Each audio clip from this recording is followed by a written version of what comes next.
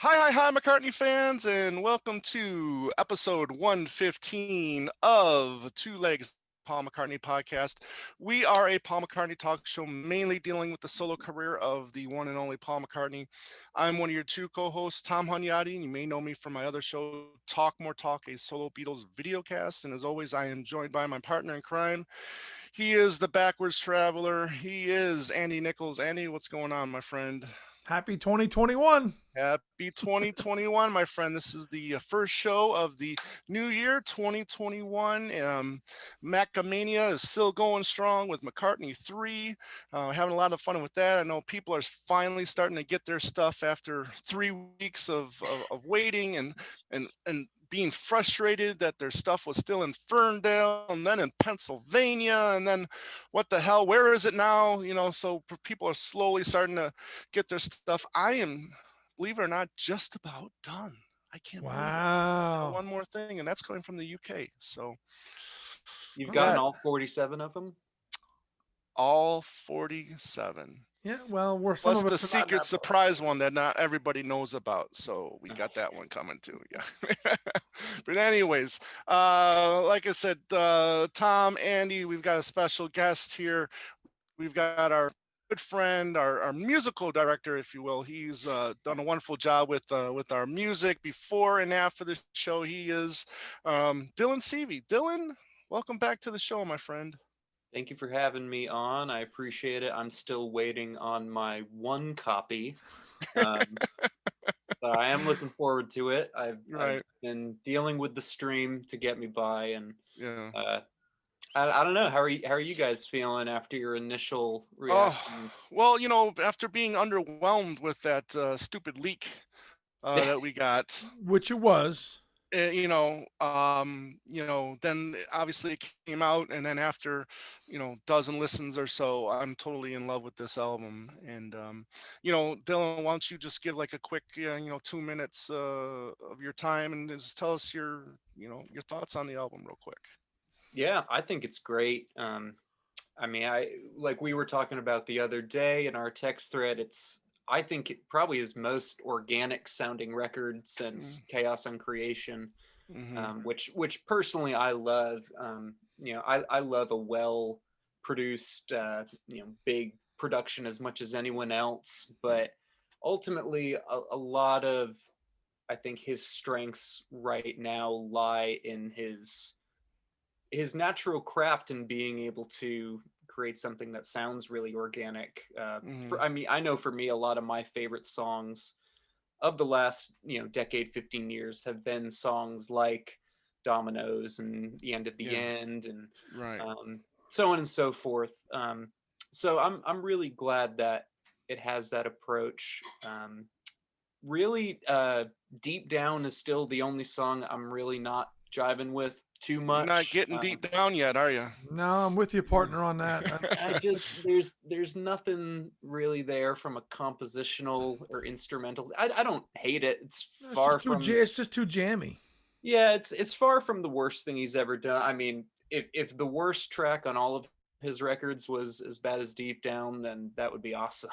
Yeah. um, but I mean, the highlights for me are really true highlights. I mean, from the first time that we heard "Find My Way," it was clear Yeah. to me that that was a great song. I think "Pretty Boys" is a huge triumph. I think lyrically, it's the best song on the record. Wow. Melodically, super strong. Love all the guitar tones. Sort of the Leslie effect on the background vocals near the end. I mean, everything, Kiss of Venus, Right. Deep Feeling, I think is tremendous. I think it is. I don't want to say it's far too early to say it's his best album since X and X and X, Right. but it's definitely I think his most succinct album in a while, and I dig that. Okay. I like Egypt Station just fine, but Egypt Station sometimes is a chore because it's so long. Yeah. Right. Um, This album, you put it on, and before you know it, it's over. That's yeah, how I kind of feel. It's 45 minutes, and it's over. Egypt Station is much longer. yeah. I mean, obviously, Deep Feeling is 8 minutes, but I feel like all the other ones are They flow. under. Yeah, Right. Is there Right. any other one that's over 4 minutes? From yeah, I guess over Lawn Tail 40. went to Bird, but Yeah. yeah, I think it flows extremely well. I think it's produced great. It's probably the best thing to come out of the pandemic, from what I can Mm, see so far. so far. Absolutely, so far. But so, listening to it, when you listened to it at first, did you listen to it as a fan first, or or as a musician first, or were you able to do that both at the same time? Well, and once we start talking about our main topic today, I'll go more into this. But in general, it's tough to completely turn off the musician brain. Mm-hmm. Um, so, that always creeps in there a little bit. But I think ultimately it's when I'm really listening to an artist, an established artist that I know I love, as a fan of that artist, I'm definitely listening to it as a fan first Mm-hmm. and foremost. Keying in on things I like, whether that's lyrics or a melody or an instrumental bit. But yeah, for me, I, at least with Paul or any of the Beatles, I'm approaching this as a fan. But that being said, when I listen to music, I just listen to it as music. Like I didn't listen to this and think about like, okay, is this a good Paul McCartney record? I Gotcha. think about it as, is this a good record? Mm. Because I think that some people fall into that trap with Ringo, where people are like, oh yeah, this is good for Ringo. And I'm like, no, he doesn't need to be graded on a scale. He's a big boy. Like Right. things can be good and things can be what they are. Um, Right. I think it's a really good record, and it happens to be by Paul McCartney, and I say that as a fan. Excellent. Very cool. Very cool. Awesome. So our topic tonight, we're going to be talking about instrumentals. The stuff McCartney peppered throughout his career. We all know Paul as one of the greatest singers of all time, maybe even one of the greatest lyricists of all time. But he's got some very good quality instrumentals throughout his 50-year career, and they really don't get a lot of attention. And we thought maybe we might give some of these songs some attention. And since our friend Dylan here is a musician, he can talk a little bit about these instrumentals. And then since what Dylan, if you don't know, Dylan's worked with a gentleman called Ron Gallo on a couple albums, which are really fine albums. And I have a couple myself. And then you also with your own band, The Gentleman, right? Yeah, mostly defunct because they're all still up in Rhode Island, where Right. I'm originally from. But we get back together about once a year, and yep, we play all my songs, and that's a lot of fun. We Right. actually covered the entire Abbey Road medley the last time we were together. Very cool. Um, and there is video evidence of it, but all I can hear is the mistake, so I don't show it to anyone. Gotcha. It's not on YouTube. Oh, it is. Oh God. No, I don't know, but a lot of his performances with The Gentleman are on YouTube, on his YouTube channel, correct? Yes. Yep. And including, we recently did this past summer, I put together a benefit that ran in early November to celebrate what would have been Tom Petty's 70th That's right. birthday, Well, and got over 100 artists to do a song for it, and kind of patched them all together to create 7 different concerts that were all raising money for 7 different charities, and got back together with the gentleman to do a song for that, and we were super proud of how that came out. So yeah, yeah. that's I wanted something to that, congratulate you on that. That was, we talked about it a few times, and what you were going through with that, and I'm really proud that you were able to accomplish something very special. So, cheers for you, my friend. Well done on that, there, Yeah. thank you. Dylan. It was great for my mental health to be dealing with 100 Right. different musicians and managers and record labels and lawyers and estates. Send lawyers, guns, and money, baby. The shit has hit the fan. Did a full so of Vivants at once too. we so anyways, actually, when we get the, we're gonna get the somehow eventually we're gonna get a solo Beatles a convention going, getting started, and we're gonna get you to organize it. How about that, I literally I've been preparing for that for 3 years. So All right, make All let's it right. do it. happen. Let's do it. Yeah, Let's do we're it. just gonna find a location. We got to get the money together. Let's Okay. get everyone vaccinated up and we are making it happen. All right. There we go. 2022.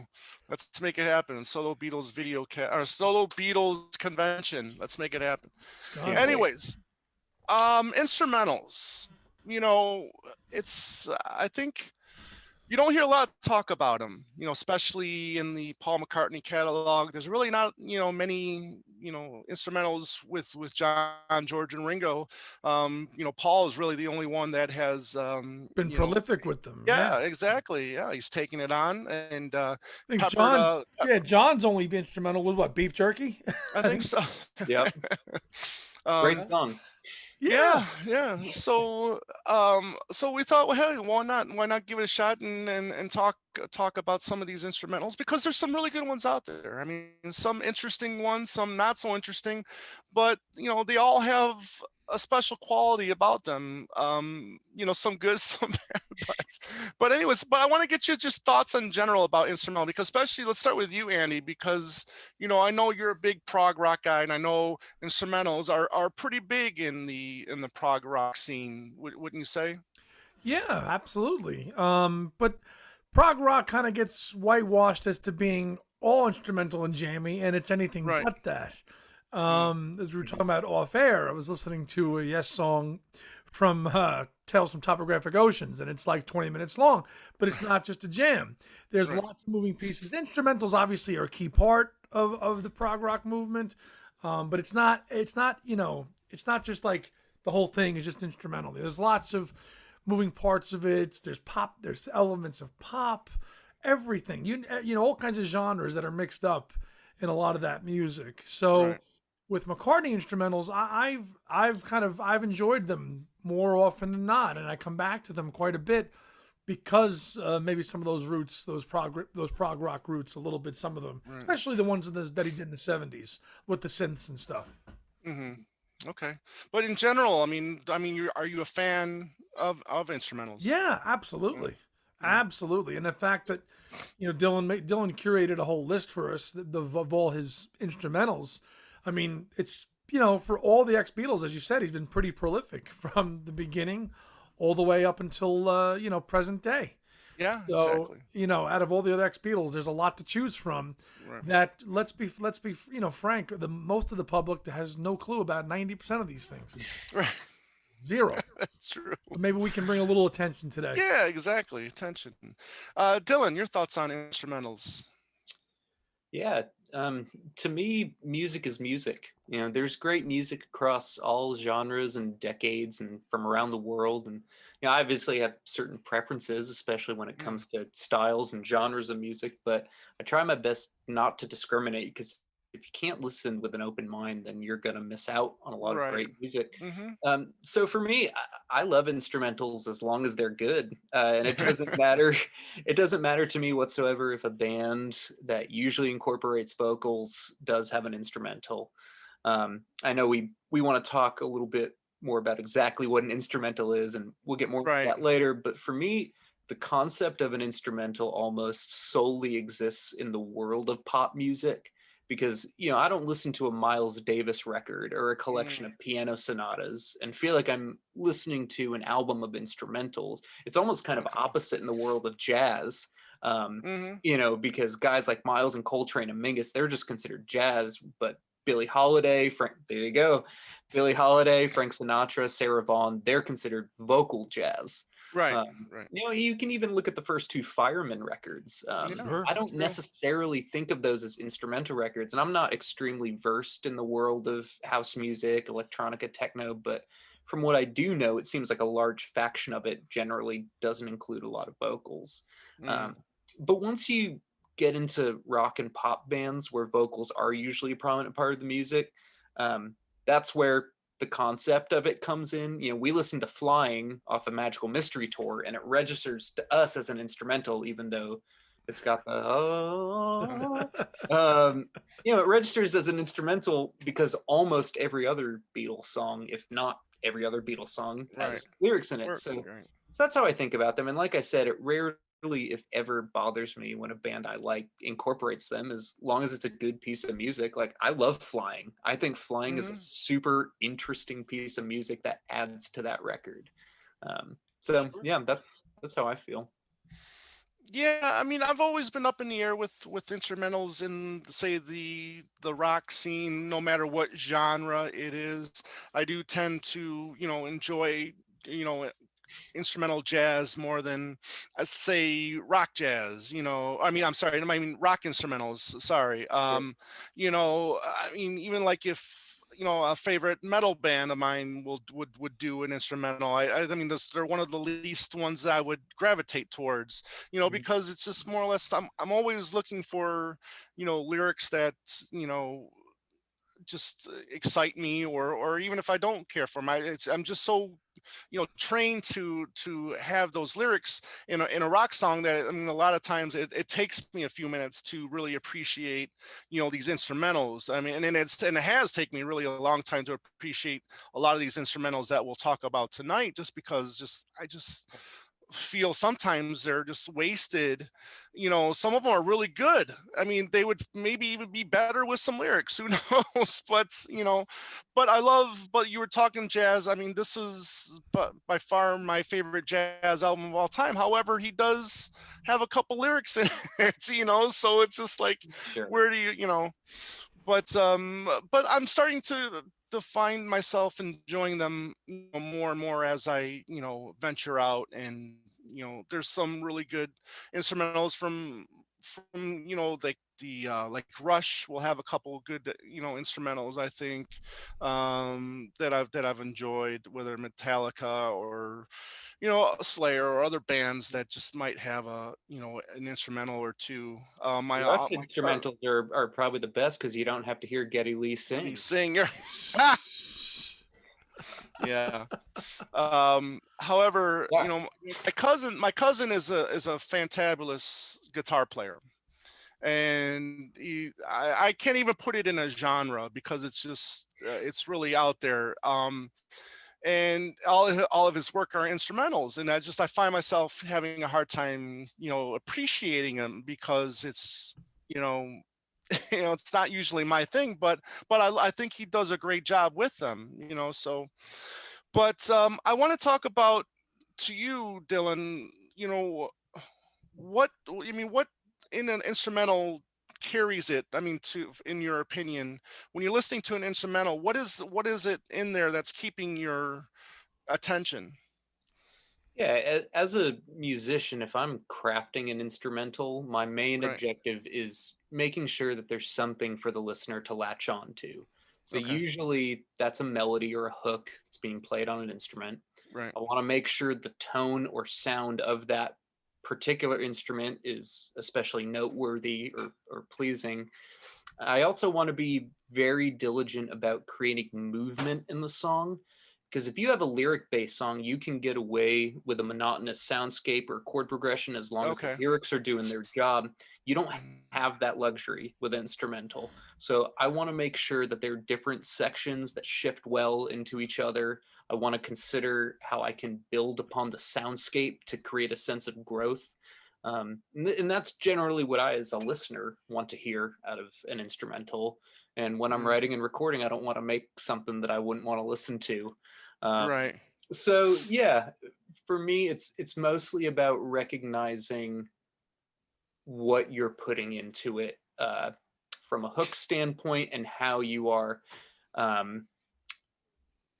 organizing those sections.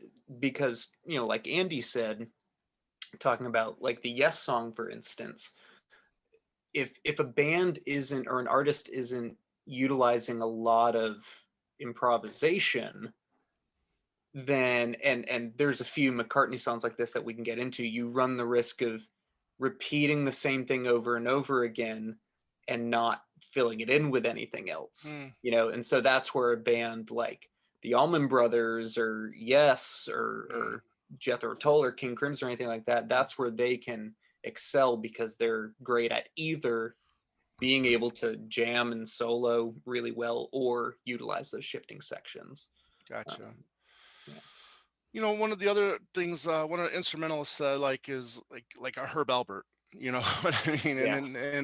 And I like how he'll like utilize his trumpet for like the lyrics. You know what I mean? So you Mhm. can almost kind of like you're just comfortable with it, and you can almost like sing along Yeah, with it's like you know that's the best. If that, like Dylan said, if it has a hook, you're right. there. Hmm. Chuck Mangione feels so good is another one I've always kind of felt. I don't know if you guys know that one. Yeah, Yep. yeah. No Chuck. That's a classic. You can just hum that song any day. It's a perfect instrumental. Yeah.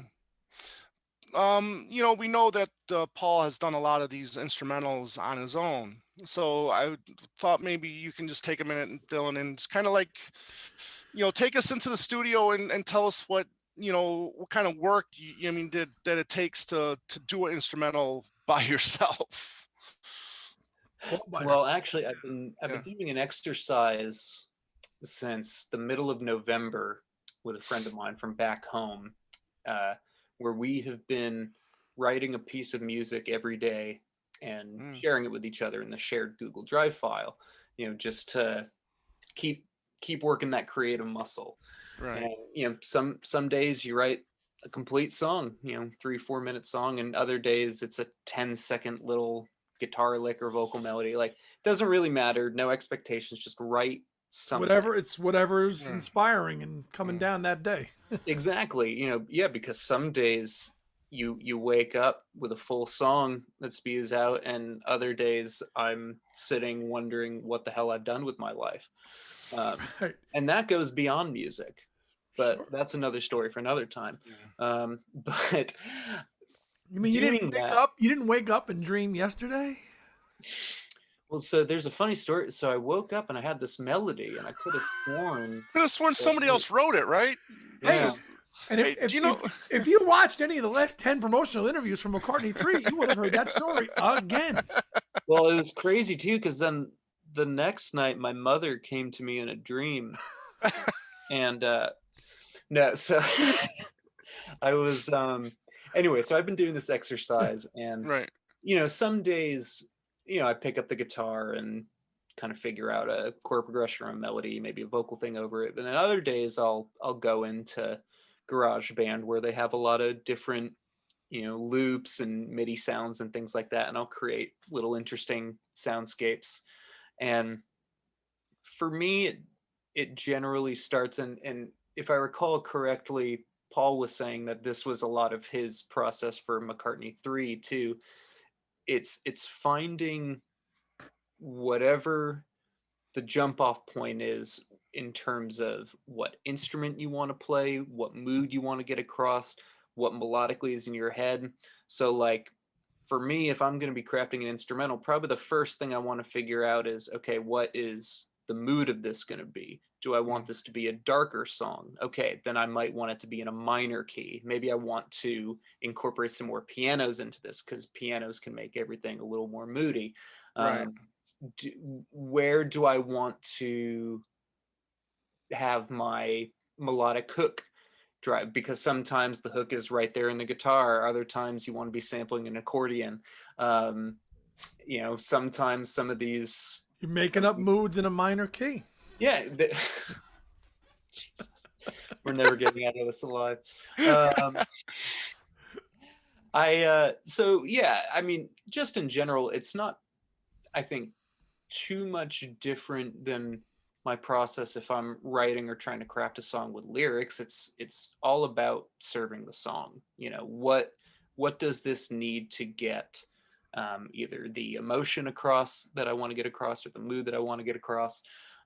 Yeah, with an instrumental, it's just making sure that I am paying attention, even closer attention to the different layers that are happening. Mm.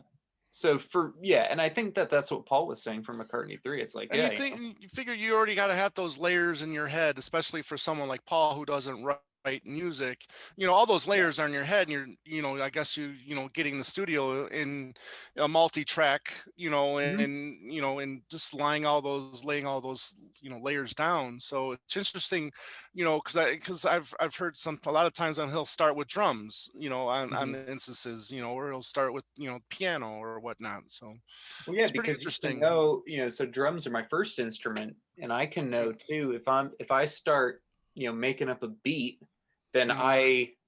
I'm not going to say I automatically hear it, but I can think like, okay, this is kind of like a funky, groovier song, so I want to get across this funky, groovier guitar Mm-hmm. part or keyboard lick. Or if I'm writing something on guitar, then I know if I'm going to switch to the drums, okay, I want to play it straight here. I want to, Right. emphasize it with this. It's just a matter of listening to what you're doing and listening to the music in your head and knowing what's appropriate for it. Mm. um which, and it was funny going through all these instrumentals of Paul's and finding the ones where he totally nailed it, and then finding the ones where it was like you either Yeah. did way too much or you didn't do nearly enough. Mm. um but none of us are Right. perfect. Gotcha. So I guess the big thing, the big heated, it wasn't really heated, but the bigger discussion that we were having prior to recording is just whether or not, you know, if there's any kind of amount of lyrics in these songs, is that really considered an instrumental? And where's the line? I mean, is it two songs? I mean, is it like, for instance, like Heather? Okay, we know it's got that long, what, like 2 minute build up before he actually starts, you know, belting out some lyrics. Now, I would have considered that a lyric. I mean, I would have considered that an instrumental if there was none of those lyrics, and then at the end, all you hear is his Heather bit at the end. I would have probably considered that an instrumental, but then some people do consider it an instrumental just because the music is what, 2 minutes before he even you know sings anything. Mm. So I think I figured this out. Now I'm Okay. interested to hear your guys' thoughts on Yeah. this. So I personally consider a song an instrumental, obviously, if it has no lyrics or vocals, or if the lyrics and vocals are not the direct focus of the song. So Mm. again, Flying technically has the vocals in it, but for all Right. intents and purposes, that's an instrumental. And it Right. seems as if the Grammys agree with my assessment because the very first Grammy Award for Best Rock Instrumental Performance went to Rockestra Rockestra theme. Yeah. by Paul McCartney, which Mm. features the iconic "Why Haven't I Had Any Dinner" and Right. all the other shouts and stuff. So personally, I'm not going to be that nitpicky when it comes to determining if a song with vocals can still be considered instrumental. You know, technically the voice is an instrument, so I could be a real asshole and say, well, every Yeah. song is an Oh, instrumental. exactly. And I'm But glad you brought that up too. I mean, because that is a but good point. exactly, and for me, it's common sense.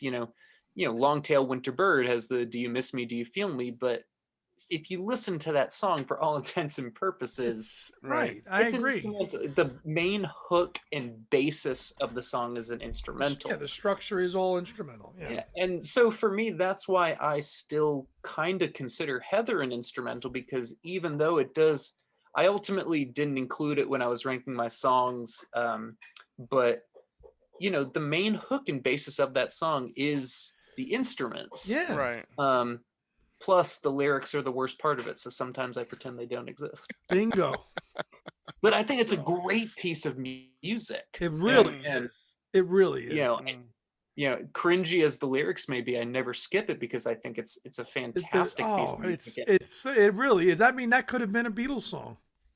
Yeah, Yeah. for if Heather was on the first McCartney record, everyone would love it and everyone would talk about it. But it's on Agreed. Driving Rain, and it's about a person they don't like, so they get all stupid about it. Yeah. Yeah, that could be true.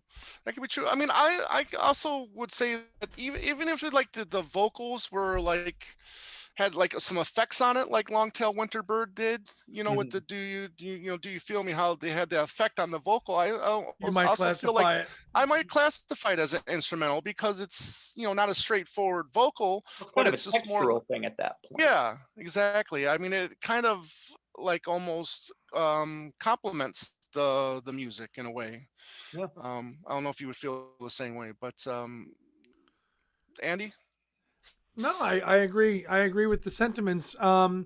I kind of agree with Dylan that if as long as the main structure of the song is still in place, Hmm. there can be some lyrics in it. So I'm fine with still calling these songs instrumentals. I'm okay with that. Yeah. So Classifying it that because the main structure and hook of the song, right. they like Heather, like Dylan said, that for 2.5 minutes, and then we get those crappy lyrics. Forget them. Forget them. Gone. It's Thomas still Paine wrote a book about it. It's called Common Sense. right, Gotcha. and the main hook of the song is still Yeah. together and it's there, and All that's right. it still is. So that's I'm in that same camp. So tequila is an instrumental. Yes. Does that. Just I will say though, I would not, and we might have briefly talked about this. I wouldn't call Night Out an instrumental because the main hook of that song is the vocal. vocal. Night Uh, out, night out. Yeah, And right. plus there is the still technically unreleased version where there are more lyrics and everything. So I Gotcha. wouldn't count that, like, because that when you think of that song, whereas with Long Tail Winter Bird, you don't think necessarily, do you feel me? You think of the like that's that's what you're thinking of, right? yeah. Right. Night Out is night out, night out. Right. Forgive the singing. No, spot on. What do you think of as McCartney as a drummer? I think Paul Paul has improved through the years, but I think his drumming has a lot of character to it, and that's Hmm. why I really like it. I think it's a big part of some of the instrumentals that has done on his own Well, is yeah. his drumming. So maybe one day we'll do the show that we've talked about where Yeah. I do a Yeah. full show where I'm actually playing the drums. Right. Um, so Paul has obviously learned a lot from Ringo.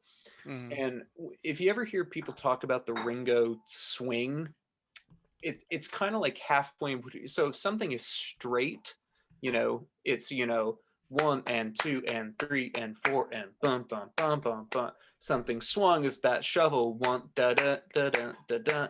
Ringo is very much in the middle of that. Like a lot of those da, da.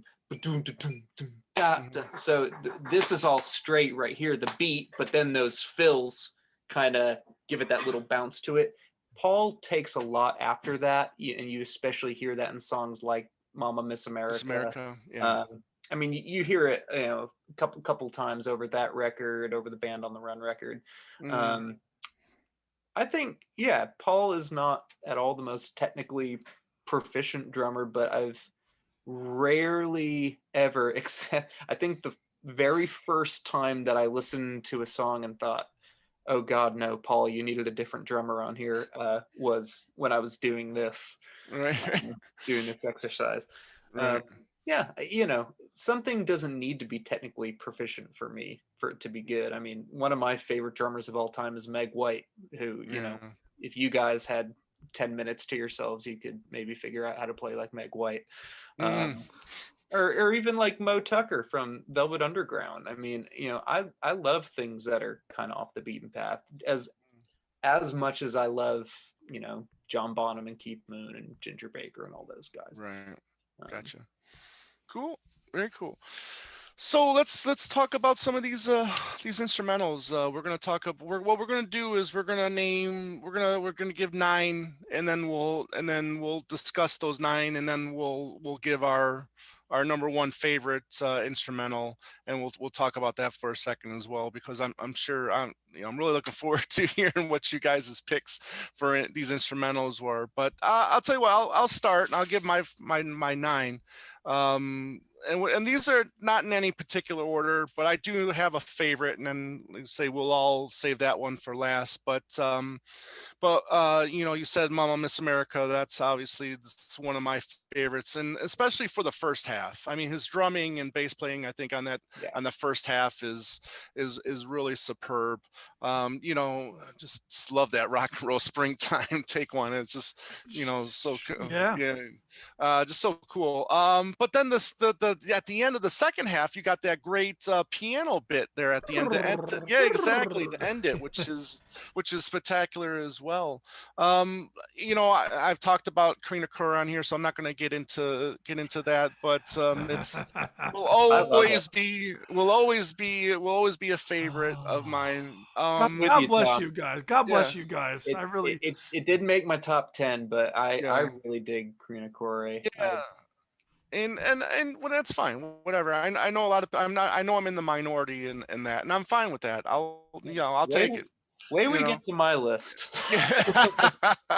um, you know, an album that we're going to be talking about here on Ranking the Tracks, Andy. You know, Cufflink. I've always been a big fan of Cufflink. I like, you know, that whole synthesizer, keyboards, drums, you know, whatever they're doing on that song. I mean, it's almost kind of prog rocky in a way, wouldn't you say? Yeah, I would. I would. Mm, Element. A lot of that. A lot of the '70s instrumentals have some of those right, characteristics to them, right. as we'll see. Right. And I really kind of like the way he uses those synths in this more than I kind of like how he does them in McCartney 2 in a way. But one of the ones on McCartney 2 that I really like a lot is Front Parlor, which was one of the first, I think it was the first thing he did for McCartney 2, actually, in the Front Parlor. And I just love the flute effect that he does On the on that song. which might be Um, a Moog or a Mellotron. I'm not right, sure. I'm not sure if right. it's a Mellotron or a Moog. Might be a Moog. Yeah.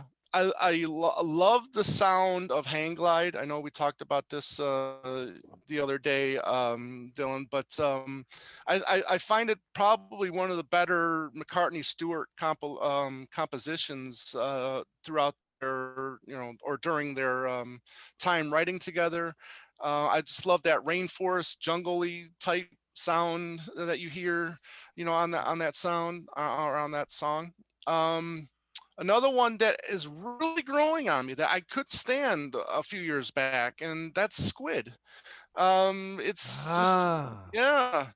I like that opening acoustic. It almost feels like it, you know, I almost feel like Longtail Winter Bird kind of like was born from the beginning of Squid, that the acoustic, you know, opening, and you know, and then, you know, the keyboards, and then, you know, some really good electric guitar throughout that track. Really like it. Um, and then now here's the line, you know, that we're talking about, whether or not lyrics count in an instrumental or not. And here's 222, which I find I really like it because it's different from Paul. You're getting more of a jazzy feel from Paul. And, you know, is this the one where he's playing the flugelhorn on? Yeah, Yeah. And he's even playing the horn, you know, a brass instrument, you know, on this. And really it's, nice. yeah, and it's, you know, I love that. I love that. But here's the thing, though. We were talking about how his vocals are kind of a little. There's a little, I guess, maybe some sound effect on there. I don't think that's his actual vocal or not on that. I want to do some more research on that. But it's so like kind of like almost like buried a little bit. You know, you don't really hear what he's saying unless you're like really actually listening, you know, to what he's saying. Yeah, I Uh, feel like his vocals on that song to me are just an instrument. You know, right. it's kind of Hmm. fluttering above it. It's not like Right. here's a set of lyrics that I'm singing to you. It's Mm-hmm. just an added It's part almost to kind of the like music. he's adding it as he's going in a Yeah, way, kind of like, you know, creating as the jam's going in. Another one from that era in Private. I really like the hops chord and the tabla sound throughout that sound. Throughout that song, really cool. And then I'm really starting to really love Longtail Winter Bird. You know, McCartney 3. You know, just really great guitar playing throughout that whole song. That was the first hook of the whole album we heard in the trailer. Yeah, Was like yeah. those was that opening chords. We're like, right. what's this gonna be? and I wasn't really digging it at first. And it wasn't until I heard the whole song proper that I really, started appreciating what he was doing there, and you know, and it's great. It's really good. So, and then I'll save my last one or I'll save my number one for the next round. So, Cool. but so that's my 9. Let's go, Dylan. Let's go with you. Okay. Well, I'm about to set the Beatles podcasting world on fire, setting shockwaves through the system, because I really like Loop, First Indian on the Moon, and it's my number 10. Okay. So buckle up, bitches. Yeah, I understand there were a lot of great songs recorded during the Red Rose Speedway sessions that could have or should have made the album. And maybe some people don't like this song solely because there were better songs that didn't make it. But I think it's super interesting. It's a moody recording. It's almost like a mix between Mama Miss America and Karina Corey. I'll give you it's interesting for sure. Yeah, Definitely I love the groove. I think Paul's bass playing and Denny's drumming are killer. Yeah. I love the guitar work. I think the organ and keyboards are layered very, very nicely. The sound effects are cool. They don't ever hang on one section for too long. It's always shifting to a different feel or a different section, and it's always building. And obviously, if I had to choose between having this song in the album or having, I Lie Around or Country Dreamer, I would choose those songs, but I'm not going to hold it against, this song just because Paul chose it. I don't understand why so many people seem to viscerally dislike Loop so much. But there you go. My number 9 is the great but unfortunately titled Frozen Jap. Not one of his smarter decisions to keep the name when he knew in advance that it might be offensive, but Right. I really like the song itself. I love Fuji might have been a better title. Yeah. Well, listen, after January of 1980, all bets were off. Well, I feel like if all he had to say was like, "Oh, I didn't know until after the album was released that it was a slur," but he says right out like, "Oh, well, they told me it was bad," and I was like, "Oh no," and then he just kept it. I'm like, dude, like. But anyway, I love the song. I love the melody and I love the tone of the main synth line. Chord progression is sneakily really good and it shifts well underneath the main melody. I love how the hand claps start to work their way in, and the harmonizing that eventually accompanies the melody is very Eastern. There's a short counter melody that comes in. And then number 8, with you, Tom, I have the proto McCartney 2 Cufflink. It's kind of got do you guys hear a little bit of come together in the main synth melody? Like that. Oh, there we go. Now a little bit. Yeah, I really dig it. Nice drumming from Paul actually on that song. Really good. Yeah, because that was done after Joe and Denny were gone. Yeah, he does a great Joe and Jimmy. Yeah. And the drums sound really great on the 1993 remaster, so I can only imagine how good they're going to sound hopefully this year. I don't know if those are real horns or strings or if they're synths, but either the way they work really well. And I think they're. I think on that one probably synths. Synths. Yeah, probably. Yeah, it sounds because great. he didn't use. I don't think he used any horn players on that album. No, well he did for I'm Carrying. Oh right. Oh, okay, got it. Yeah, I mean, either way, it sounds great. I think it's a nice companion piece to Backwards Traveler, and I think it's fun listening to it in hindsight, knowing that he'd be experimenting a lot more with that in a year. Yeah. Also with you, number 7, I've In Private. I think the harpsichord's great, drumming's nice. The distorted guitar that comes in to beef up the main acoustic guitar is awesome. It's kind of mysterious, and it's the perfect length, which is something that Paul struggles with. Oh, all the thoughts. Throughout his whole career. Instrumentals and non-instrumental. Speaking of which, my number 6 is Squid. It could be cut in half, but I like it enough. I like it enough that I don't mind sitting through 6 minutes. Because that's about 6 minutes, right? I think. It could be 3. But I really like it. So beautiful guitar work. The synth is a little Mannheim steamrollery for me, but fascinated by all the melodies and the progressions. Right. And there's a movement and a consistency to it that's not annoying. Like, apologies if either of these end up being on your list, but like Hey Hey and Christian Bop both have these really like Hey Hey's got that synth that's going the whole time, and Christian Bop has the dun dun dun dun dun dun dun, Right. And at a certain point, I just want to like find a guillotine and cut my head off because I can't deal with it. With Squid, there's that consistent rhythm to it too, between what he's playing in the guitar and the synth, but it always feels nice. It's never annoying.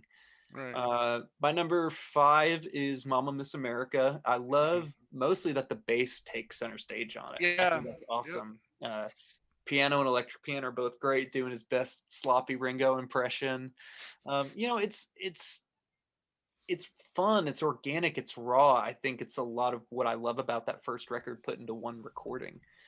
Number 4, I know it's so soon, but I've also got Longtail Winter Bird. That lick is so simple and so effective. I love that he changes it up a little bit each time. You can tell that it was a very improvisatory thing. The upright bass sounds incredible. It grooves so hard, and it's so powerful when the drums kick in. Like Squid, could have been cut in half, but I love it. And especially with this one, because the sound is so organic, I'm willing to give it more time because the production is so good on it. And I love it as an album opener. Number 3, I've got Sing Along Junk. It's tough to argue anything about it. Gorgeous melody, beautiful guitar playing. The sound of the guitar is perfect. The piano sounds so mournful and beautiful. And Tom, what you were saying, like you get used to having the lyrics, to tell you what's going on with the emotion to feel. It's like you don't need it in a song like Sing Along Junk. You know what the mood of that song is, especially because of that piano.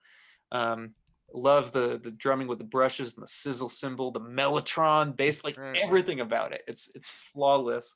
And it's only my number 3. And my number 2, also from McCartney 1, is Hottest Sun Glasses. Wow. Really? I love this song. I love the acoustic guitar hook. I love the tone of the guitar. The shaker adds a lot to it. The bass is always moving at the perfect pace. The keyboard interlude, I think, is fantastic. Right. And again, the perfect length. Like he plays through it once. The outro is super fun, and the way it transitions into Glasses and that excerpt of Suicide is so creepy. It's so creepy and it's so fantastic. The production, the way he put this piece of music together, I think is perfect. Yes, I think it's the shaker that doesn't do it for me on that song. Oh, okay. Yeah. I like it. But Yeah. each is them. Cool. Yeah, no, excellent. Good choices there. Andy? Okay, so 10 through 10 to 2. 10 to 2. Kicking it off with the aforementioned, much misaligned Heather. That's my number 10. Okay. That's just, again, crappy lyrics at the end, as Dylan said, but God, that melody on that song could have been on any earlier McCartney album. They would have been singing its praises for decades.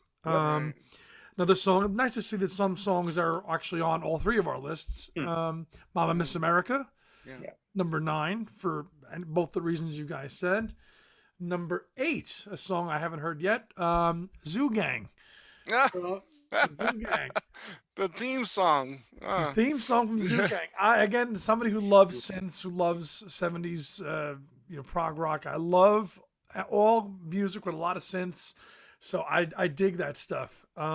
It's corny, it's cheesy, I know it is, but I just dig it.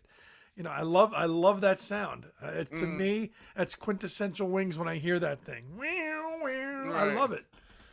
I just dig it. And Dylan doesn't, but that's okay. Well, you can have Zoogang. I'll take Get Me Out of Here. Okay. Number 7. This kind of falls into that. Is it an instrumental? Is it not? Blue Sway, which I really, really dig off of the archive edition of McCartney 2. Right. With or without the Richard Niles orchestration. Right. Both versions are great. great little groove in that. You know, you could that's a song where you could just you just totally immerse yourself. You know, you can imagine just like being in the ocean listening to that song. It's just it paints a perfect picture for that. I've always liked that one quite a lot. Number 6 is the B side to Give Ireland Back to the Irish, which is just called Version. Version, right? Which is just called I was Version. hoping that one of you guys Uh, would have that. It mm, just missed my top 10. That is a phenomenal recording.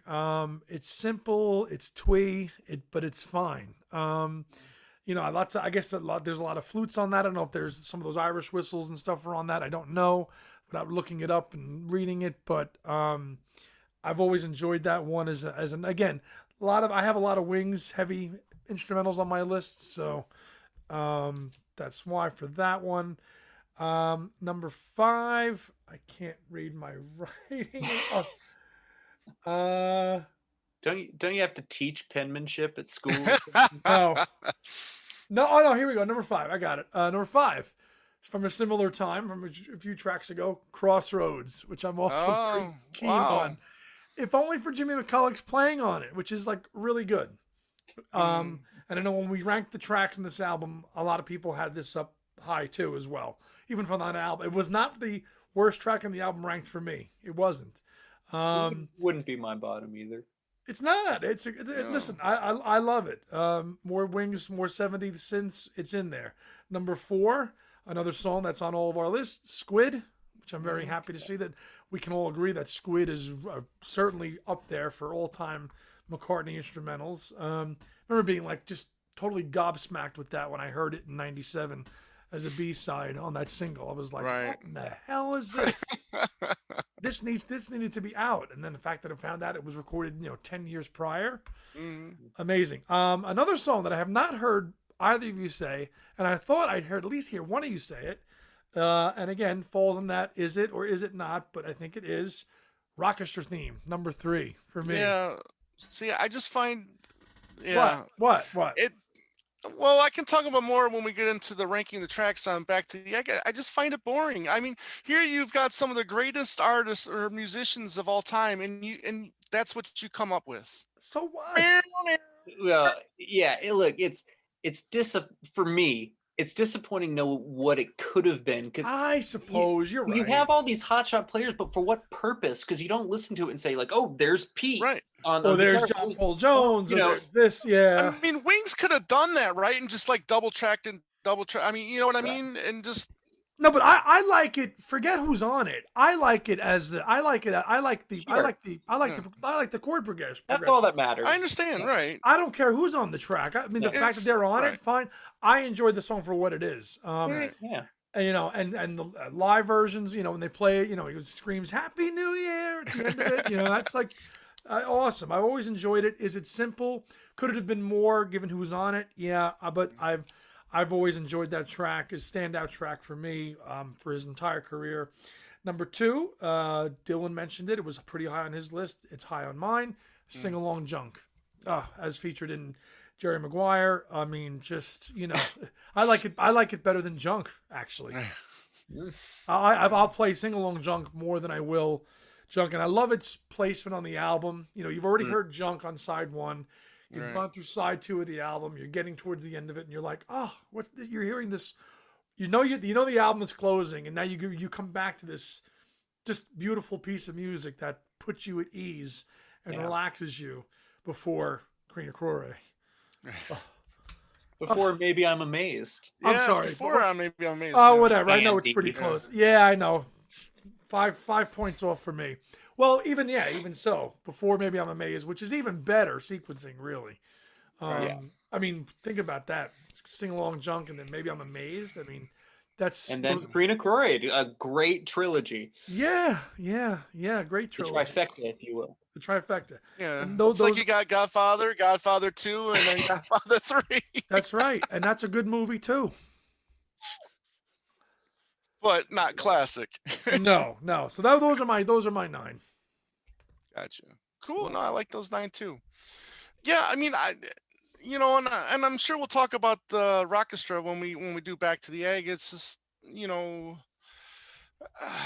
yeah, I just don't find it interesting enough. I mean, Yeah. it's like the let me roll it situation where it's just the Oh, same riff throughout the whole song, and I mean, you had some great guitar players there, and why couldn't there just been like a 10-15 second guitar solo or something, you know what I mean? Just to Yeah. break it up a little bit, Yeah, I feel pretty over it by the minute 30-second mark. I'm like, of okay, of it's Rockestra. yeah. Do you?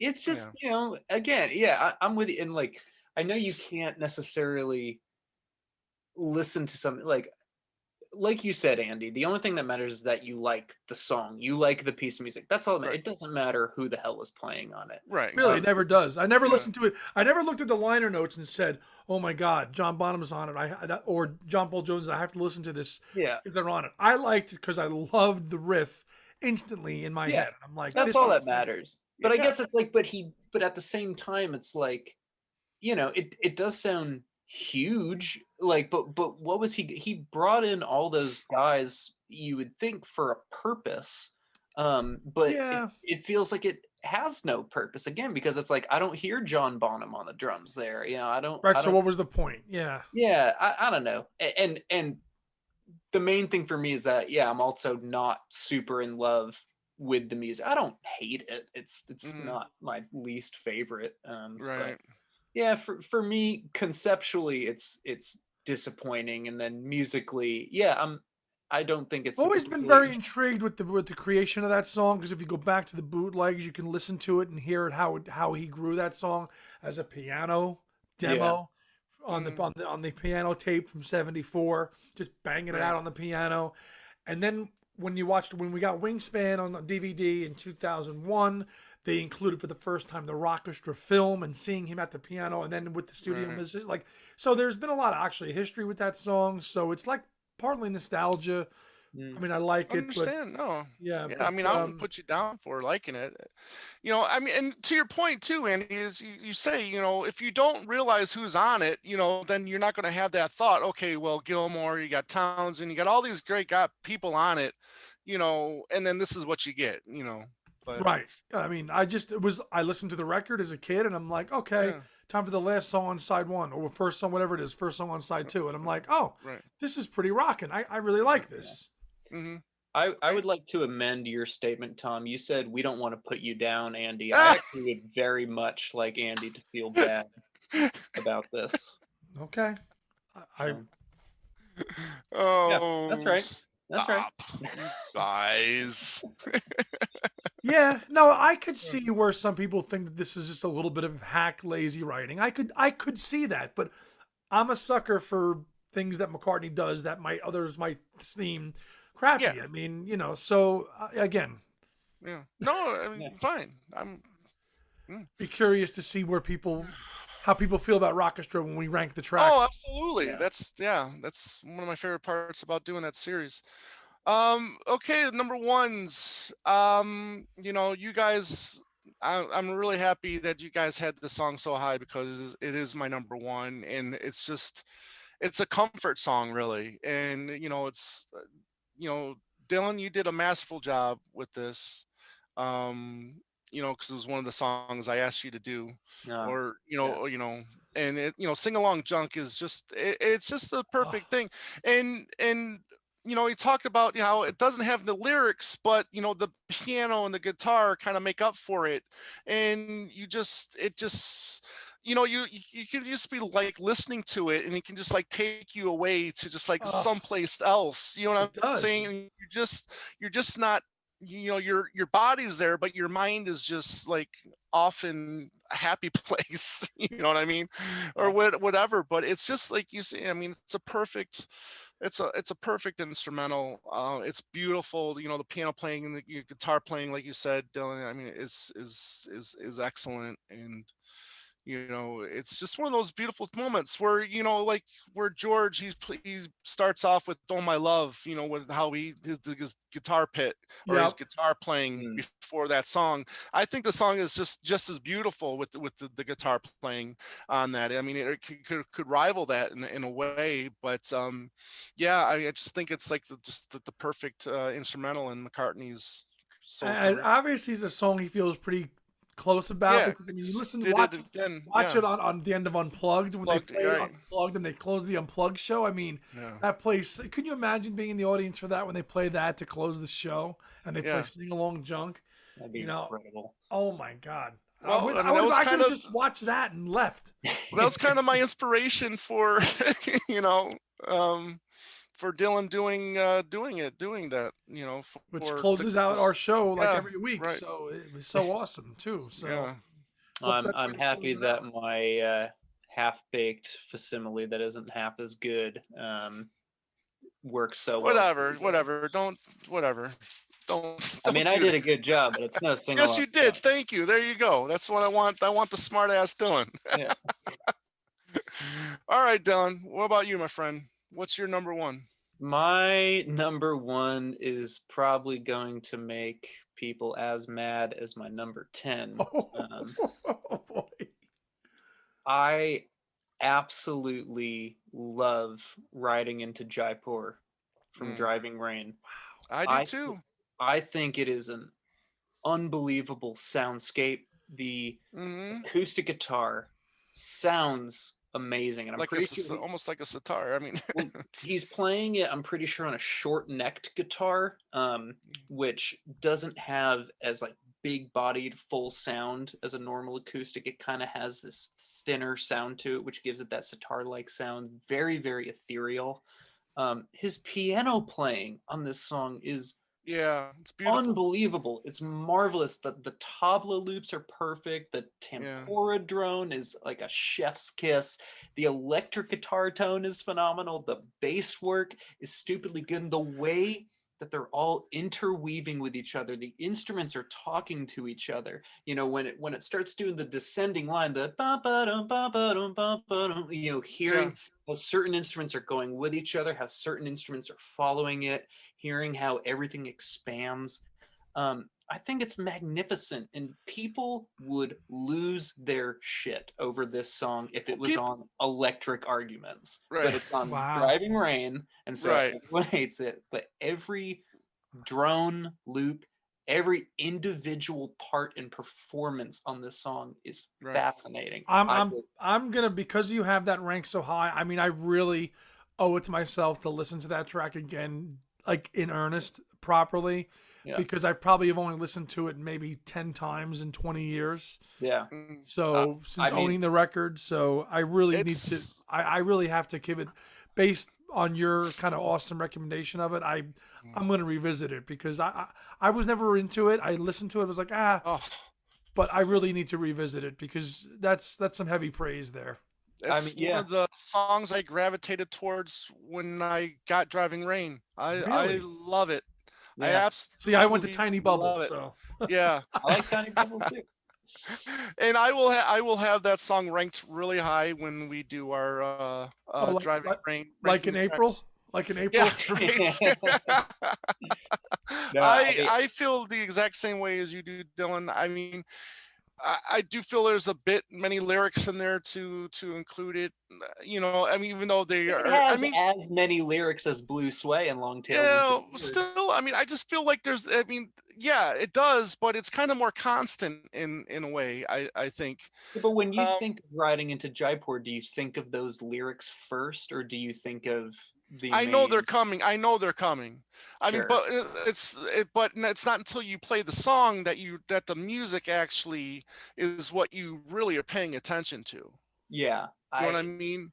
exactly. I mean, I love the. I think the vocals on the song are also, I mean, Hmm. just phenomenal. I love the filter he has on them. I love when he starts harmonizing with himself, and then I love when he's singing only the harmony and it becomes a Right. counter melody to his original melody. I mean, I will die on this hill. I think this is a great, No, great I think piece it's. of work. I'm proud that you chose that as your number one. Yeah. If you allow me, and I have the driving rain, I'll just read the Yeah. track notes here. Yeah. Recorded February 16th, 2001 onto 8-track analog tape, then loaded into Logic Audio for overdubs. Paul played Martin, backpacker acoustic guitar, then overdubbed Hofner bass guitar and a vocal. Abe played the Roland Hansonic with African drum samples. Rusty played the Tempura, and then overdubbed Gibson Electric, 12-string guitar. Gabe played piano. David overdubbed a synth. Oh, so that's Gabe on piano then. Yeah, you got to talk to Gabe about And speaking of Gabe, Yeah. we'll mention that in a second. But Yeah. Andy, let's get your number one. Yeah. My number one, which was on Tom's list, a little bit higher up on the ranking, is Front Parlor from McCartney 2. Wow. Again, that's just a mashup of kind of like the drum machine going through, pulsating through the whole thing, the whole way. The synths kind of going, kind of cycling through with these bright sounds, happier sounds, culminating in this huge explosion of like positivity. The best way I could describe it towards the end of the song. And then the synth just starts kind of just doubling into like explosion of like just a awesome bunch of sounds that come out of this song. I love the full length version on the archive, which was even like 2 minutes longer. I've always been fascinated with this song. It's like a trance almost. When I'm like in a trance when I listen to it. Yeah. It's the perfect song to go driving to, and just kind of just turn your mind off, and just go. I've always dug Front Parlor. Doesn't mean a whole lot, but it's to most people. But I have always loved that side of him to just say, I'm going to go and just throw this all together and see what we come up with and see how this sounds. And it's for me, it's always been number one, and it's always been a favorite of mine from that record. I had a feeling it was going to be on your number one when you labeled it as a big yes in our shared Google document. I kind of tipped my hand there a little bit. Yeah. Yeah. I like the main melody to Front Parlor quite a bit. Although I wish the melody stood out a little bit more over the drum and that like frog sounding loop thing. Yeah. It always sounds to me like that's the real front thing. Yeah. If the main hook of the synth could have been more up front than over that like frog sounding thing. I love that way to describe it, Dylan. Yeah, when people talk about the frog chorus, I think of Front Parlor. Yeah. Yeah. That's my numero uno. And God, if anybody hasn't heard that, any of our number ones, go check them out. Yes, please. I'm glad we all had 3 different ones. Oh, absolutely. It's better that way. Yeah, I mean, I don't think I was too worried that I figured we would have some similarities, but I had a feeling our number ones would. So what our universal choices in our top 10s were what? Squid, Sing Along Junk, Mama Miss America, Mama Miss America. We're all commons that all 3 of us had, right? Yeah, exactly. Well, and I think it's understood, sort of like an unsaid thing, that Rudolph the Red-Nosed Reggae is really everyone's number one. But right. Well, to you guys listening, what are your favorite instrumentals throughout Paul McCartney's solo career? Make sure you leave a comment. If you're watching on YouTube, you can leave it in the comment section there. You can, if you're listening to the audio platform shows, you can email us at twolegspodcast@gmail.com. We'd love to hear what your favorite instrumentals are. Maybe we can start up a conversation. But Dylan, I really want to thank you personally because Andy and we've been having some luck getting a bunch of musicians on lately, and we really want to kind of steer a little bit in that direction, not just talking about the songs or albums. I mean, there's so many great stories out there that we're looking for, but you were very instrumental, if you will, and hey. hey, is right. And connecting us with Gabe Dixon, and I'm proud to say that he'll be on the show later this month, probably the last show of January. And I just wanted to personally, thank you and say, good on you, and Oh, of course. Thank you, man. thank you. Yeah, I'm really looking forward to what he has to say. A lot of people don't look at that period of Paul's career very much. I feel like right. everything that he did in between Flaming Pie and Chaos kind of gets lost. Yeah, Between well, that record, between Run Devil Run, Run Right. and Wingspan and the classical stuff, and Yeah. you know, Liverpool Sound College. yeah. Yeah. Right. So I feel like it's going to be great to have him on and get that perspective. Especially a younger guy too. I mean, it's been so awesome listening to Jerry Murata and Dave Maddox and all these guys. But I'm interested to see. Because I think Gabe's only in his 40s. I could be wrong on that. So he was really, Really really young. young. Yep. And it wasn't that long ago. At least I'm telling myself it wasn't that long ago because I remember It's 20 years ago now. 20 years ago, almost. Yeah. I know. So But yeah, I mean, we all remember it, and Right. you make a good point about that period between Flaming Pie and Chaos because so much happened, and then in his own life losing Linda, but he also wasn't sitting on his hands doing nothing. Run Devil Run, as you mentioned. So there was an album that really has been kind of forgotten about with Driving Rain here. So it'll be really refreshing to hear Gabe's perspectives on where Paul was as he moved at The that mood of the time, sessions the too. mood of the sessions. I mean, yeah. it's a very darker record, Driving Rain. It's a heavier A little record. bit. It's got so I mean, but it'll be very cool to hear Gabe's perspective working with Paul at that time. And I remember I just wish the album had staying power. But it just doesn't for me. And maybe that'll change. I don't know how you guys feel. Yeah, I mean that's an album that I loved right off the bat. I mean I played this album a month straight. I Yeah. shit you not. I was in my car for a month Yes. straight. Same. And I mean by the next weekend I had every line memorized. Of the album. I mean, and I had my favorites obviously, but I mean I wasn't skipping any of the tracks. I was just playing that album, straight through. But however, through time, I mean, it kind of, unfortunately, has taken a little bit of a. I think time hasn't been very Nice to friendly it. to this album. Yeah. No, because when he comes out of the box with Chaos and Creation, I mean, come Right. on. I mean, it's yeah. it was just he's been on a blitz, in my opinion, since that point through now. Right. Yeah, I mean, I don't know. I quite like Driving Rain. I mean, it's not a top 5 Paul record for me, but it's far, far, far from the bottom 5. And I think what bothers me more than anything is just hearing and seeing so many people so blindly dismiss it, like, oh yeah, well, Driving Rain, like that, put it at the bottom of the list. And I believe your good friend Joe Mayo calls it thriving pain.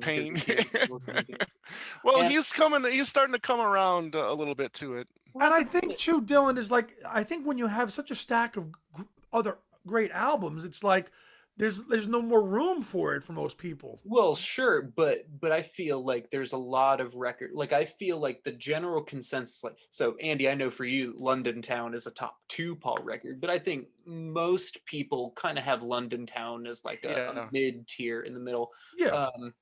But Driving Rain, the best stuff I ever hear about it is like, oh yeah, no, I like that one fine. Like which fine, maybe that is the ceiling for it, but some people talk about it like it's the worst thing he ever did. And I mean, I think that's not suffers. fair either. I think it suffers a little bit from too much. I think there's like too much on it on the record. I mean, it's a long record. He didn't a long record. And he didn't need to put Freedom on there. No, he didn't put Freedom on there. Maybe a little better cover. Maybe I don't know. Sure. Changes people's opinions of it. But I am really excited, like you guys said, to hear what Gabe has to say about that. And then he also played at the concert. Played the concert for New York. Yeah. Well, I'm very anxious to talk to him about that because Yeah, I mean, Tom and I were talking about this last week. It just, very interesting song choices for Paul to close that show with. Yeah. Yeah, what he did, I'm down I'm from a Liberty down. Friend. It's okay. 1985, right? No, no, no, Oh, no, no.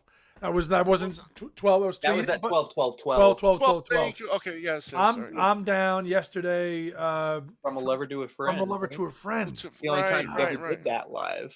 Right, but like just why at that venue? That was not Well, the right yeah. venue for that.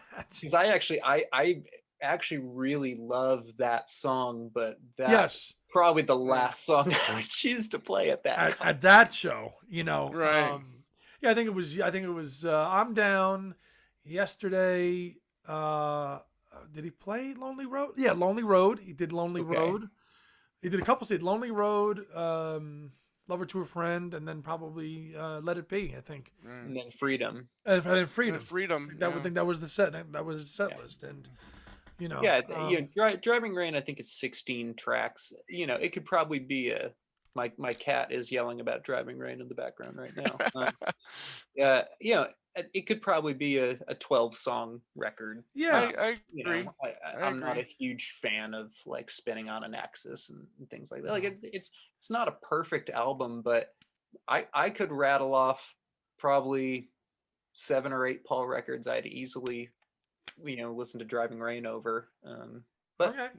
that's just fair and, enough. and that's the thing. It's like, yes, I was young when it came out, and when you're growing up, those sorts of things affect you. But Mhm. listening back and trying to listen with a critical, analytical mind, I still think it's really like I loved the Russian album growing up, and now I revisit the Russian album. I'm like, okay, Gatsby, what's your favorite Paul instrumental?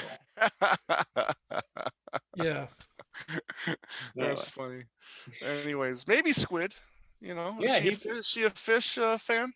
yeah. Squid, Fishy Matters Underwater. He's a Yeah. big fan of. There you go. I just remember the anticipation with this because it was his first new album since Flaming Pie and Yeah. Right. Linda, and was like, "What's this going to be like?" Right. It got good reviews when it came out. It did, and I remember for a It while, got really good reviews when it came out. They had a rumored working title of Blue Skies. They were going to maybe call this album. I remember reading that. They said, "Oh, his new album is going to be called Blue Skies." Back on like the AOL Beatle forums back in the day. Blue It's funny. skies, Yeah. Yeah. But anyways, Dylan, thank you very much for joining us for this show. We had a great time. Anything that you want people to find you anywhere, or you got anything you're working on, or I what's up? prefer to not be found. Very good. No, not working on too much right now. Done some recording over the course of the pandemic, not a whole lot. Did some tracks recently with a really great singer-songwriter named Tim Easton. He should have an album coming out this year that I play a bit on. I'm playing on about half of the new album by a great singer-songwriter named Aaron Lee Tasjan, which I was just in a music video for that just came out, a great song called Computer of Love. In which we play a video game band in outer space, and it's a lot of fun. We'll have to check that out. I'll send it to you guys. Yeah, send us a please link. do. It's kind of got like an ELO meets Wilco feel, which I really, really dig. So, have some of that coming out, but hopefully when things start to get a little warmer in March, April, May, and more people get vaccinated and things start to be safe again. I don't know if touring as we've known it will be exactly back this year, but I think there should be a decent way to figure out some outdoor shows, where people can be distanced and things like that.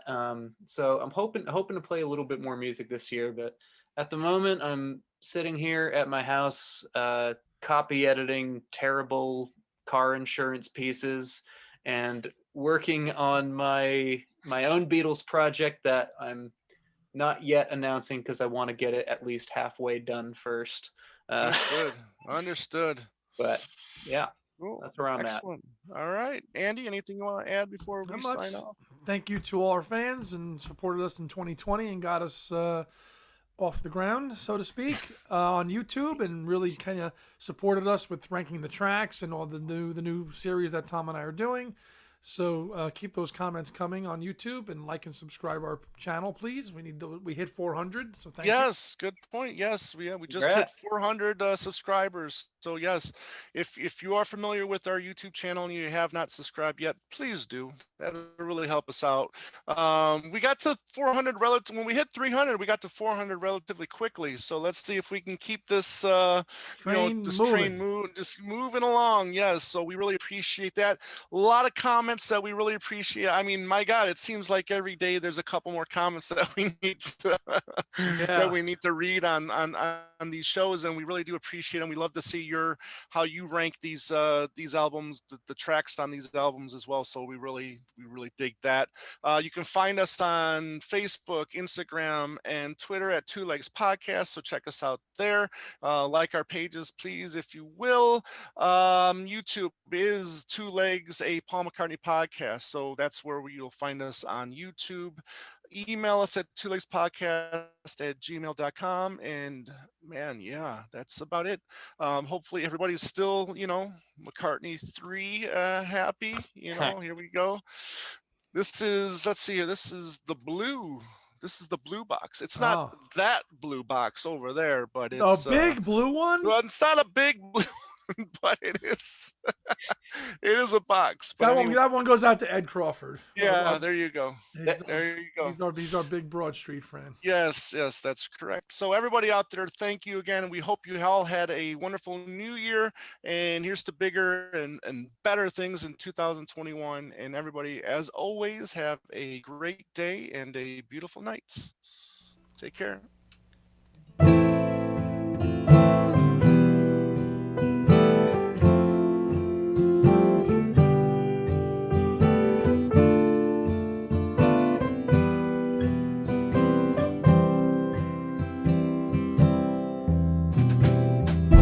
Listening to Two Legs, a Paul McCartney podcast, hosted by Tom Hunyadi and Andy Nichols, with musical contributions by Dylan Sevey.